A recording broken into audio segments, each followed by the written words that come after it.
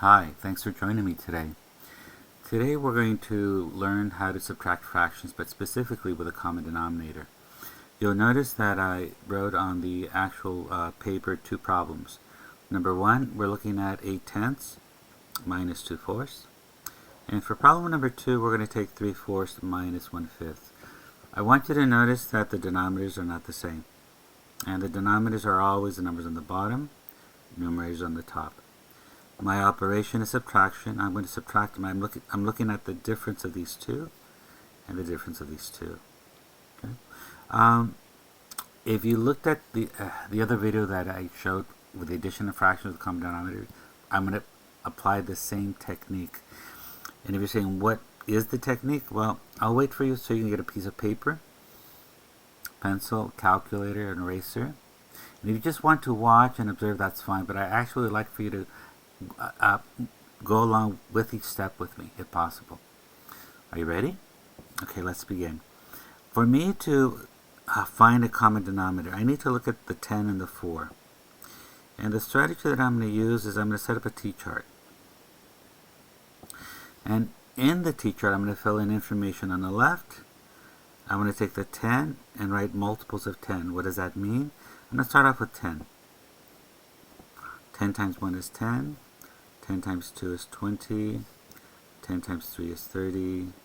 10 times 4 is 40. Or another way of looking at this, start with 10, add 10 more. 10 plus 10 is? 20 plus 10 is?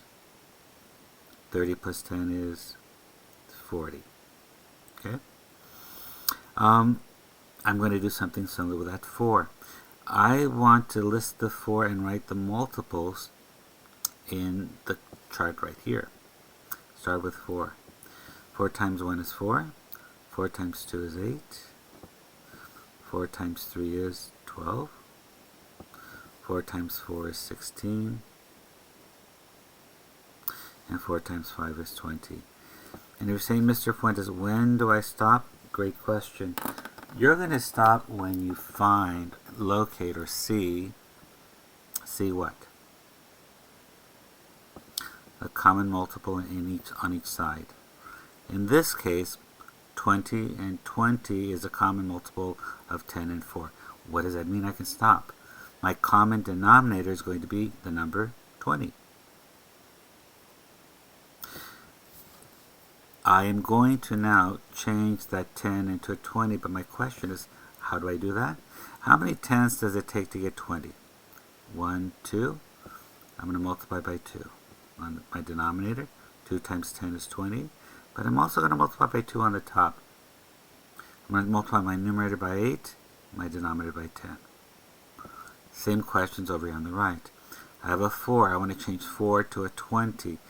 How many 4s did it take to get 20? 1, 2, 3, 4, 5. I'm going to take 4 times 5. You're right, it's 20. But if I multiply my denominator by 5, I'm also going to multiply my numerator by 5. Are you with me? Good. Let's take my first fraction here on the left. Let's simplify. Okay. 2 times 8 is 16. I'm going to write it right here on the bottom. 2 times 10 is 20. My operation is subtraction. Make sure you write it carefully. On the right hand side, now, multiply 2 times 5, numerator 10. My denominator is 20.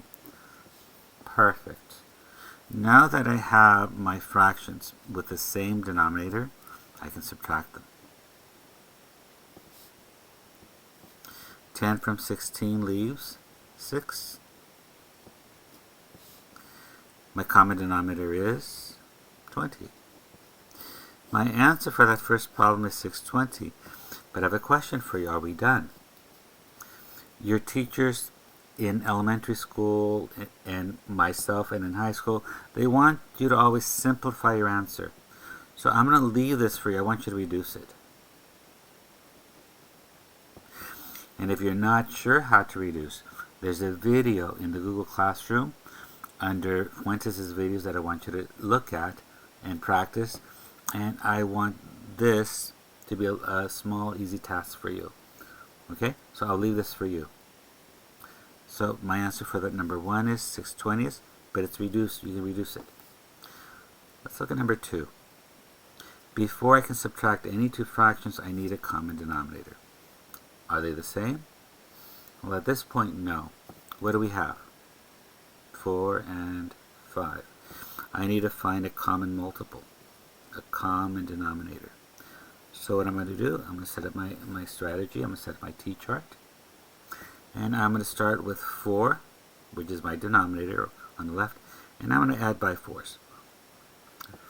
Start with 4. 4 and 4 is 8. 8 and 4 is 12.